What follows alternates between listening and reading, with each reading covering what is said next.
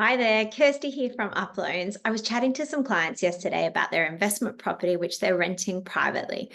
As a former property manager, I have some pretty strong feelings about this. And so rather than just give them the same list that I've been giving people for a while of things to look out for, I thought I would record a quick video on it. So things to look out for when you're privately renting your property.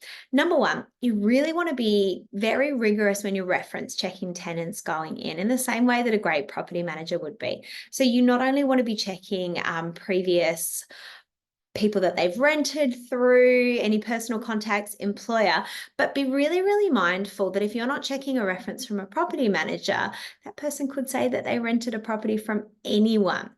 So being really vigilant with that reference checking. And I would also be recommending that you get copies of current credit checks because that will show you a lot of information that will be really, really helpful. That kind of leads on to people that you may not decide to reference check. So those are people like friends and family. And so many of the people who are renting their properties privately are renting to friends and family. I have done this myself with a family member, and he's been probably my most long-standing tenant. But it's really hard when it's family or friends. It's harder to, be as vigilant as far as that sort of level of separation. So the most important things to think about are, is it a possibility that it could impact your relationship going forwards? How are you going to respond if that person doesn't pay their rent or doesn't look after the property well? And sometimes it might even be a reason to more use a property manager to put a bit of a level of separation in there for. Secondly, as well, to think about here, if you're charging under market rent, are you going to do rent increases? How's that going to go down? So there's lots of potential, issues when it comes to that side of things. Whoever you rent to, I very strongly recommend you have a legally binding lease. You can get this, in every state so that it is current and legally binding. And I do recommend you keep that lease up to date with current lease extensions as you're going through the process.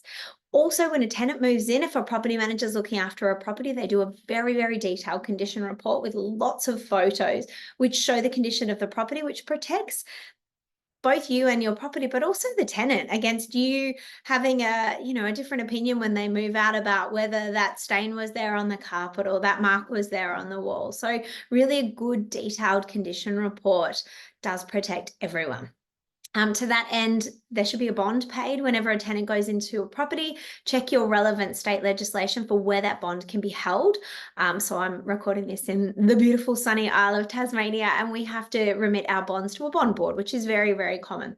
So making sure that you do that process and do it correctly. Typically, a bond is 4 weeks rent. The other thing that private owners typically do tend to get a bit more relaxed about is routine inspections. So every 3 or 4 months, you should be looking through the property, physically going and inspecting the property to make sure that everything is okay. And if I refer back to my experience as a property investor, I've had tenants in a property. If I think of one example in particular, brilliant tenants for 4 years, property was perfectly presented, rent was paid on time, and then they went through a life moment where they were going through a separation, and then suddenly the grass was up to waist height, the rent wasn't being paid on time. So things can happen in people's lives. Someone who may be a fantastic model tenant might have something happen, loss of job, injury, personal circumstances. You still need to go and check your property. This is your investment. It's a big investment, and you do need to invest that time in doing it, or appoint a property manager to do that for you. The final thing is just making sure that you're on top of whatever obligations you have to make as an owner for your relevant state. So the one that I'm going to bring up, for example, is smoke alarm compliance. Actually having your smoke alarm tested. So that's not the same as you wandering out and pressing a button to make sure that it works. Smoke alarms have to be checked professionally, or there could be a liability to you. So these are just a couple of the different things that I would really take in mind if you are privately renting a property out. As I said, I come from a background in real estate and property management. I don't even manage my own properties purely for the fact that I know that a great property manager actually does more than add value for what they charge, and the charge is tax deductible. But if you do decide to go down that road yourself, just follow this checklist of things to be really, really aware for, just so that your investment and your property is protected.